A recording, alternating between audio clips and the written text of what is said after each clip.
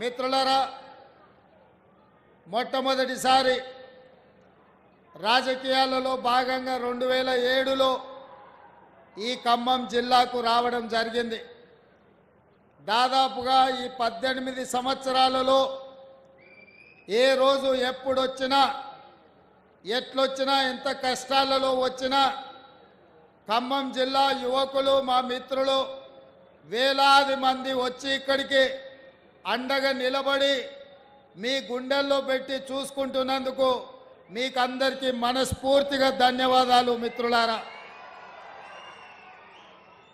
నాకు మీకు రక్త సంబంధం లేకపోయినా మీ రక్తాన్ని చెమటగా మార్చి కాంగ్రెస్ పార్టీ జెండాను మీ భుజాల మీద మోసి మొన్న జరిగిన శాసనసభ ఎన్నికల్లో 10లో 9 అసెంబ్లీలు గెలిపించి ఈనాడు ఇందిరమ్మ రాజ్యం కాంగ్రెస్ ప్రభుత్వాన్ని ఖమ్మం జిల్లాలో ఉండే కార్యకర్తలు ఏర్పాటు చేసిండ్రు.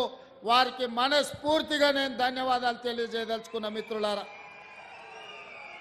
మిత్రులారా, సూర్యుడు ఎట్లయితే తూర్పున ఉదయించి ప్రపంచానికి వెలుగునిస్తాడో తెలంగాణకు కూడా భద్రాచలం, మనుగూరు, ఖమ్మం జిల్లా ప్రాంతం తూర్పునే ఉంటుంది.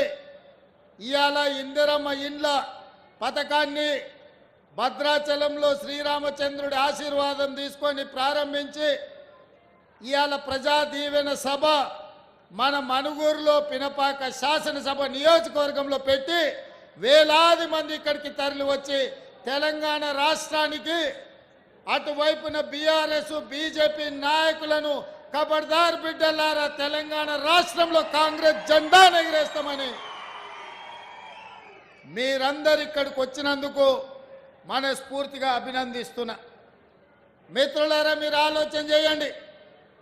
ఆనాడు కష్టాలలో ఉన్నప్పుడు కార్యకర్తల మీద అక్రమ కేసులు పెడుతున్నప్పుడు కాంగ్రెస్ అభిమానులు జైళ్లలో మగ్గుతున్నప్పుడు పార్టీ నాయకులు భయపడి ఇళ్లలో దాక్కున్నప్పుడు కార్యకర్తలే ధైర్యం చేసి కట్టె చేత బట్టి కాంగ్రెస్ జెండాను మోసి రాబోయే ఎన్నికల్లో కాంగ్రెస్ను అధికారంలోకి తెస్తామని కొట్లాడింది. ఇవాళ అధికారం తెచ్చింది, అధికారం నిలబెట్టింది మీరే అని చెప్పి నేను ఈ సందర్భంగా చెప్పదలుచుకున్నా.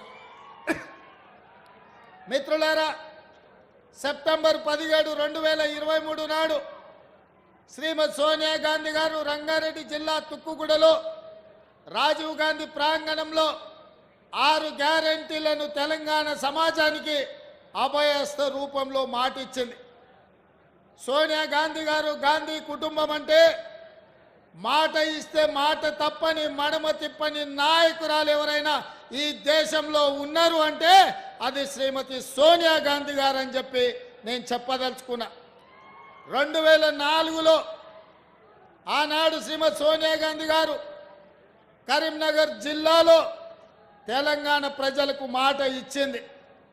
60 సంవత్సరాల ఆకాంక్ష, వందలాది మంది విద్యార్థుల ఆత్మ బలిదానం, మరీ ముఖ్యంగా 69 తెలంగాణ ఉద్యమం ఈ ఖమ్మం గడ్డ మీదనే పురుడు పోసుకున్నది.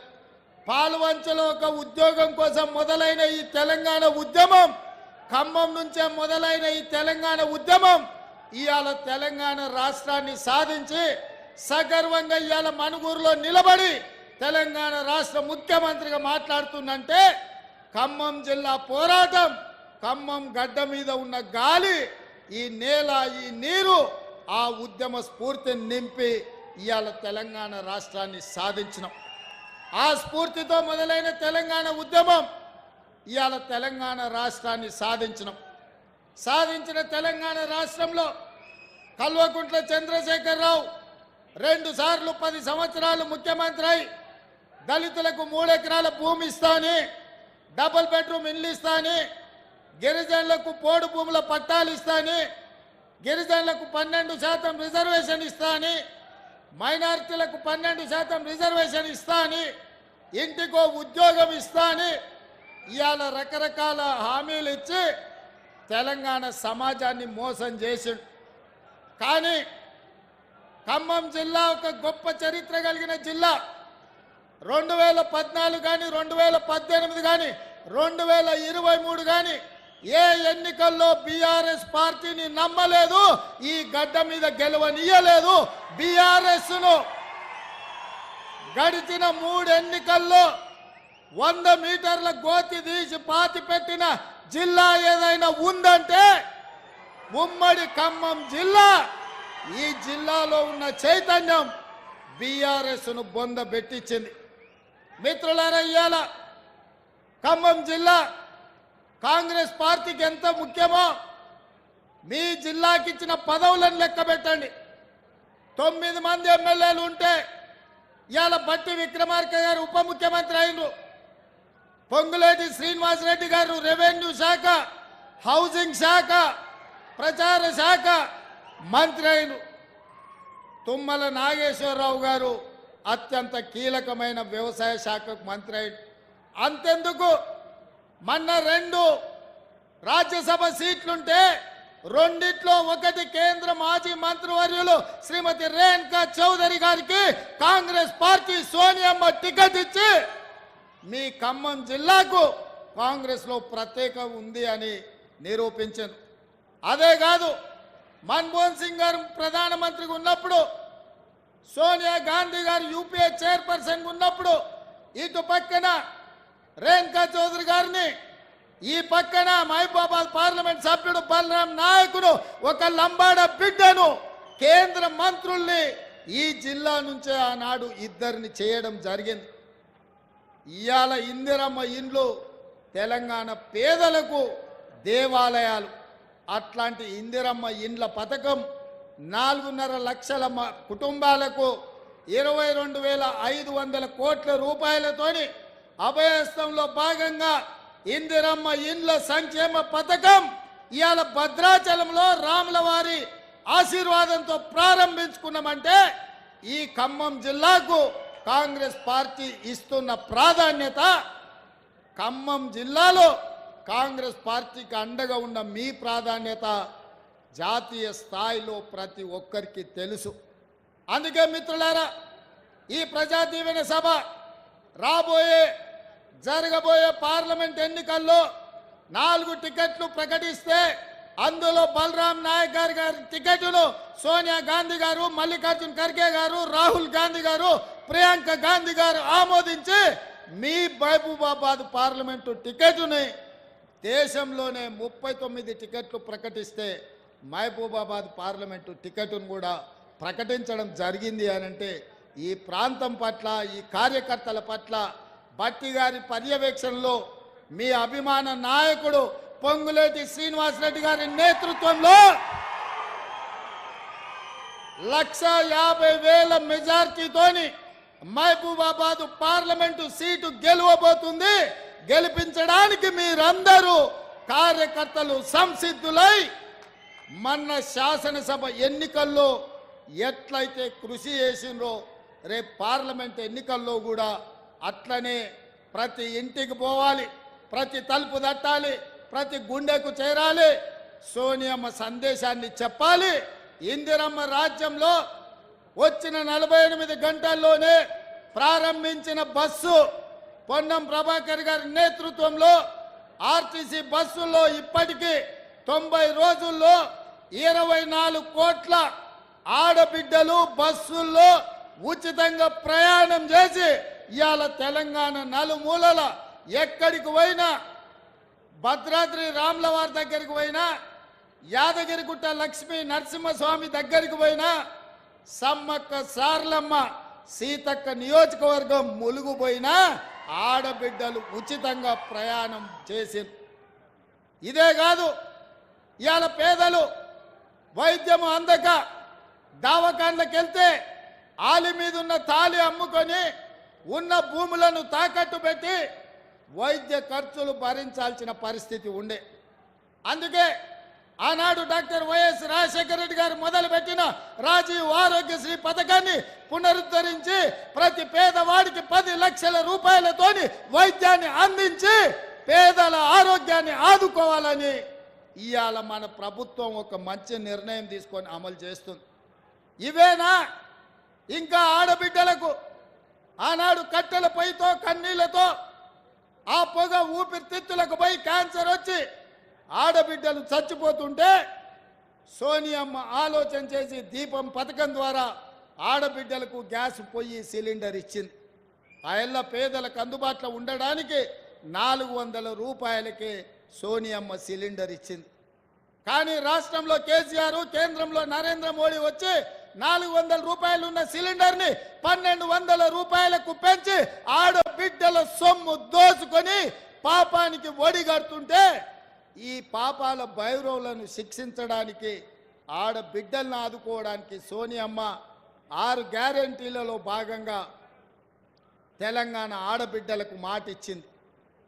ఇందిరమ్మ రాజ్యం ఏర్పడి కాంగ్రెస్ ప్రభుత్వంలో 500 రూపాయలకే మీకు సిలిండర్ ఇస్తామని, మొన్నటికి మొన్న చేవెళ్లలో 500 రూపాయలకే పేదవాళ్ళకి ఇంటి దగ్గర సిలిండర్ ఇచ్చే సంక్షేమ పథకాన్ని అమలు చేసి ఇవాళ ఆడబిడ్డల కన్నీళ్లు తీర్చే పని మన ప్రభుత్వం చేస్తుంది.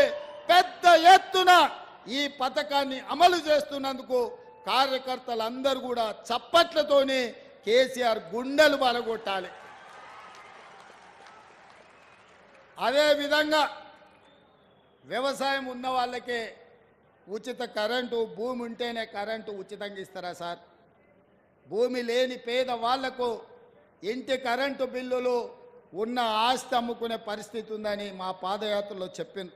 అది బట్టి గారు ఆదిలాబాద్ నుంచి ఖమ్మం వరకు చేసిన పాదయాత్ర కావచ్చు, నేను కూడా పాదయాత్రలో ఈ ఖమ్మం జిల్లాలో తిరిగినప్పుడు కావచ్చు, పేదలందరూ మా దృష్టికి తీసుకొచ్చారు. అవును, నిజమే కదా, పేదవాళ్ళు చెప్తున్నది భూమి లేని పేదలను కూడా ఆదుకోవాల్సిన బాధ్యత మా ప్రభుత్వం మీద ఉన్నది కదా. అందుకే ఇందిరమ్మ రాజ్యంలో ప్రతి పేదవాడికి మేలు జరగాలి అంటే ప్రతి తెల్ల రేషన్ కార్డు ఉన్న పేదవాడి ఇంటికి 200 యూనిట్లు ఉచిత కరెంటు ఇవ్వాలని, 0 బిల్లులు మీ ఇంటికి పంపాలని, మీ కళ్ళల్లో వెలుగులు, మీ గుండెల్లో ఆనందం చూడాలని విద్యుత్ శాఖ మంత్రిగా బట్టి విక్రమార్క గారు 0 బిల్లులు ఇచ్చి ఇవాళ పేదల ఇండ్లకు ఉచిత కరెంటు పథకాన్ని అమలు చేసిన మిత్రులారా. ఈ 4 పథకాలే కాదు, ఈరోజు మీ నాయకుడు పొంగులేటి శ్రీనివాసరెడ్డి గారి ఆధ్వర్యంలో ఉన్న గృహ నిర్మాణ శాఖలో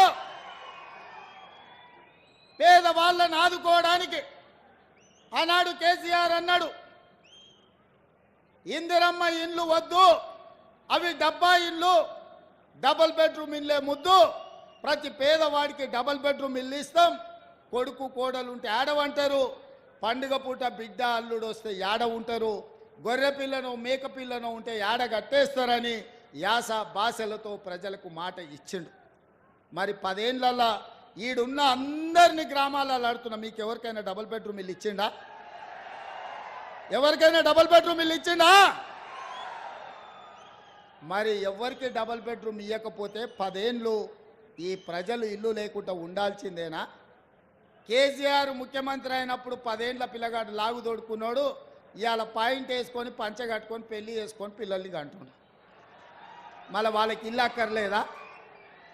అందుకే ఇవాళ ఇల్లు లేని పేదవాడికి, పెళ్ళైన ప్రతి పిల్లవాడికి ఇందిరమ్మ ఇల్లు ఇవ్వాలని 4.5 లక్షల ఇండ్లు 22,500 కోట్లతోటి ఇవాళ భద్రాచలంలో మీ పేదోళ్ళని ఆదుకోవడానికి, మీ పేదల ఆత్మగౌరవంతో బ్రతకడానికి మీ ఇల్లు మీకుండాలి, మీ ఇంటి ముందల మీరు కూర్చేసుకొని కాళ్ళ మీద కాలేసుకొని కూర్చోవాలి అని ఇవాళ ఇందిరమ్మ ఇండ్ల పథకాన్ని ఇవాళ మీ ప్రాంతంలో ఖమ్మం జిల్లాలో ప్రారంభించిన మిత్రులారా.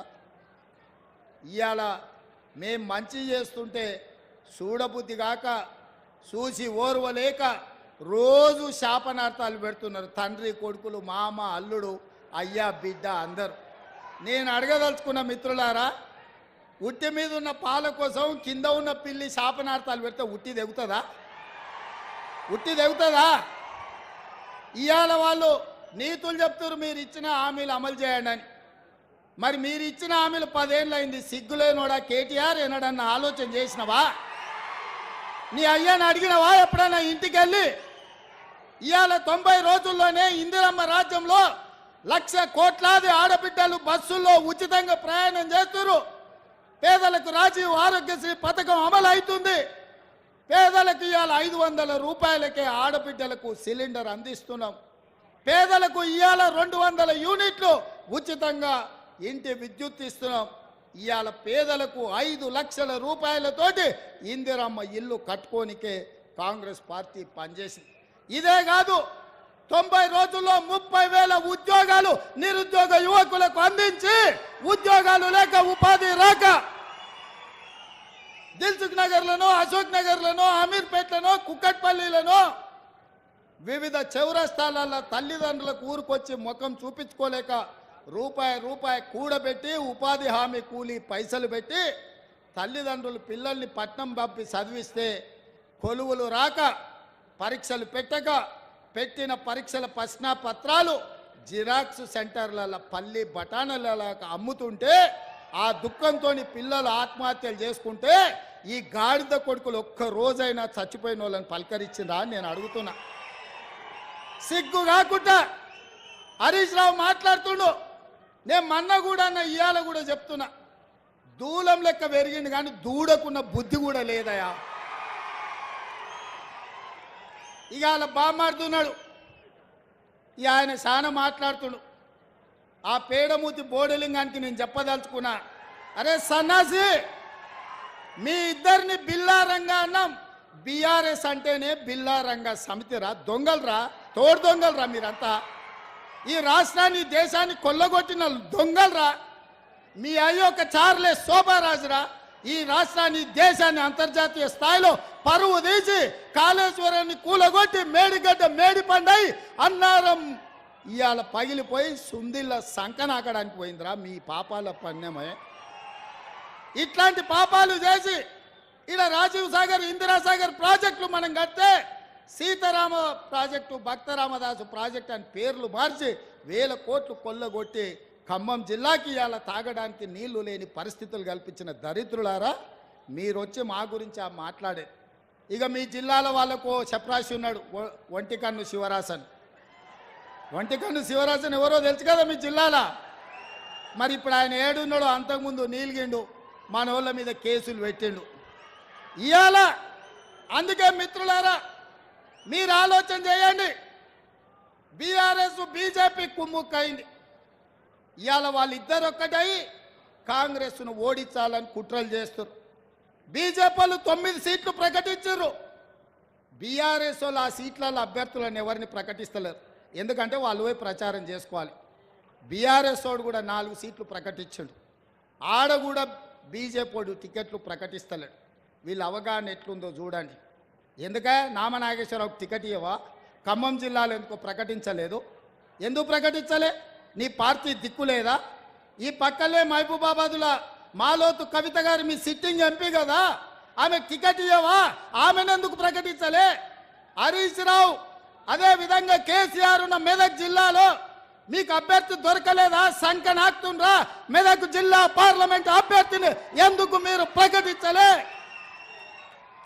నిజామాబాదులో నీ బిడ్డనే పోటీ చేసింది కదా పోయినసారి. ఈసారి నీ బిడ్డకు నిజామాబాదులో టికెట్ ఇయ్యవా? మళ్ళీ అక్కడి జనాలు బండకేసి కొడతారని నీకు అనుమానం వచ్చిందా? ఆలుగడ్డ శ్రీనివాస్ యాదవ్ మొన్నటి వరకు నీకు మంత్రే ఉండే కదా, సికింద్రాబాద్ మళ్ళీ ఎందుకు ఆయన కొడుకు ఆయనకు టికెట్ ఇయ్యలేదు ఎందుకని నేను అడుగుతున్నా. అంటే ఇవాళ కలిసి కనిపిస్తే తెలంగాణ ప్రజలు చెప్పుతో కొడతారని చీకట్ల ఒప్పందం చేసుకొని ఒకడు అలాయి బలాయి చేసుకొని మోడీ కేడీ కలిసి కాంగ్రెస్ పార్టీ మీద కుట్ర చేస్తారు. ఎందుకంటే తెలంగాణలో ఇవాళ ఇందిరమ్మ రాజ్యంలో అభయహస్తం పథకాలు అమలు చేస్తుంటే 14 సీట్లు స్పష్టంగా కాంగ్రెస్ గెలుస్తుంది. తెలంగాణ గడ్డ మీద కాంగ్రెస్ జెండా ఎగురుతుందని గుర్తించింది కాబట్టే ఇవాళ ఇద్దరు కలిసి కుట్ర చేస్తున్నారు. రోజుకోసారి డాక్టర్ లక్ష్మణ్ అంటున్నాడు ఎన్నికలు అయిన తర్వాత ఈ ప్రభుత్వం ఉండదని. నేను అడగదలుచుకున్న డాక్టర్ లక్ష్మణ్, అయ్యా నీ దగ్గర ఉన్నది 8 ప్రభుత్వాన్ని ఎట్లా ఏర్పాటు చేస్తావు చెప్పని నేను అడుగుతున్నా.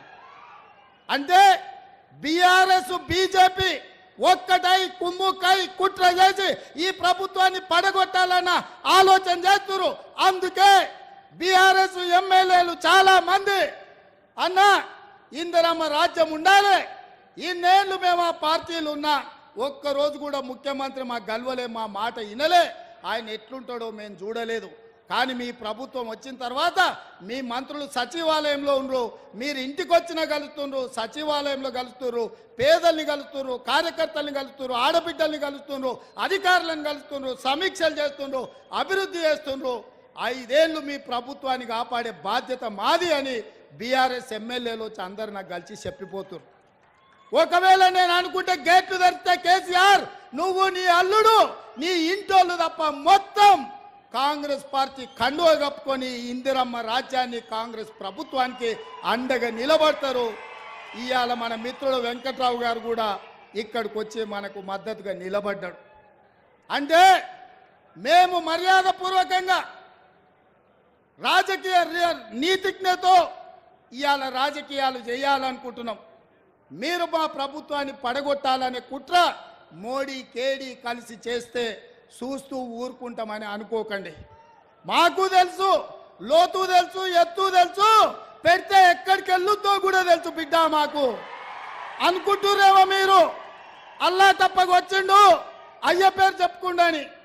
బిడ్డ నల్లమల నుంచి తొక్కుకుంట ప్రగతి భవన్లో బద్దలు కొట్టి నిన్ను బజార్లకు ఇడిచి ఇందిరమ్మ రాజ్యం కాంగ్రెస్ ప్రభుత్వాన్ని తీసుకొచ్చినాం. అందుకే చివరిగా ఒక్క మాట చెప్పదలుచుకున్నా, మాతో గోక్కోవద్దు బిడ్డ, గోక్కున్నోడు ఎవడు బాగుపడాలి. చాలామంది ఇట్లే అనుకున్నారు, ఎన్నికల కంటే ముందు కాంగ్రెస్ ఏడుందని అన్నారు. ఇలా సన్నాసులకు చెప్తున్న మనుగూరు వచ్చి చూడు కాంగ్రెస్ ఏడుందో చెప్తారు. ఈ వేదిక మీద చూడుండ్రి, గా కింద మా కార్యకర్తల్ని చూడుండ్రి. మా కార్యకర్తల సప్పులకు మీ గుండెలు పగిలి సావాలి బిడ్డ. అందుకే మిత్రులారా, మా పాయం వెంకటేశ్వర్లు గోదావరి కరకట్ట నిర్మాణాల గురించి చెప్పిండు. మా పాయం వెంకటేశ్వర్లు గోదావరి వరద ముంపు గ్రామాల కుటుంబాలకు ఇండ్ల పట్టాలు ఇవ్వాలి, ఇండ్లు ఇవ్వాలని చెప్పిండు. సీతారామ ప్రాజెక్టుకు సంబంధించి ఇంకా కొంత అభివృద్ధి చేయాలని చెప్పిండు. అదేవిధంగా పులుసుబంత ప్రాజెక్టు నిర్మాణం చేపట్టాలని చెప్పిండు. పోడు భూముల పట్టాలు ఇవ్వాలని చెప్పిండు. ఇంకా చాలా విషయాలు మా మిత్రుడు పాయం వెంకటేశ్వర్లు తీసుకొచ్చిండు. అందుకే మా పెద్దలు బట్టి విక్రమార్క గారికి, పొంగులేటి శ్రీనివాసరెడ్డి గారికి, అదేవిధంగా అన్న ఉత్తమ్ కుమార్ రెడ్డి గారికి ఈ ప్రాజెక్టులకు సంబంధించి అన్ని సవివరంగా సమీక్షించి వీటన్నిటిని చేసే బాధ్యతను కాంగ్రెస్ పార్టీ తీసుకుంటుంది. కాంగ్రెస్ పార్టీ ఇదంతా చెయ్యాలి అంటే మీరందరూ కాంగ్రెస్ పార్టీకి అండగా నిలబడాలి. మీరు ఇచ్చే బలం 1000 ఏనుగుల బలం. ఇవాళ మిమ్మల్ని చూసినాక నాకు 1000 ఏనుగుల బలం వచ్చింది. ఎవడు అడ్డం వచ్చినా పండబెట్టి తొక్కే బాధ్యత నేను తీసుకుంటాం మిత్రులారా. అందుకే మిత్రులారా, మళ్ళా ఎన్నికలప్పుడు వస్తా. ఈరోజు సోనియా గాంధీ గారు బలరాం నాయక్ను మాజీ కేంద్ర మంత్రిని మహబూబాబాద్ పార్లమెంట్ అభ్యర్థిగా నిలబెట్టిండ్రు. 150,000 ఓట్లతోటి మహబూబాబాద్ ఎంపీగా గెలిపించండి. మీ సమస్యల్ని పరిష్కరించే బాధ్యత కాంగ్రెస్ పార్టీ ఇందిరమ్మ రాజ్యంలో తీసుకుంటామని తెలియజేస్తున్నా. మీరందరు సిద్ధమేనా? సిద్ధమేనా? సిద్ధమేనా? సిద్ధమేనా? సిద్ధమేనా? సిద్ధమేనా? గట్టిగా, ఇంకా గట్టిగా, ఇంకా గట్టిగా కేసీఆర్ గుండెలు వలగాలి. ఢిల్లీలో మోడీ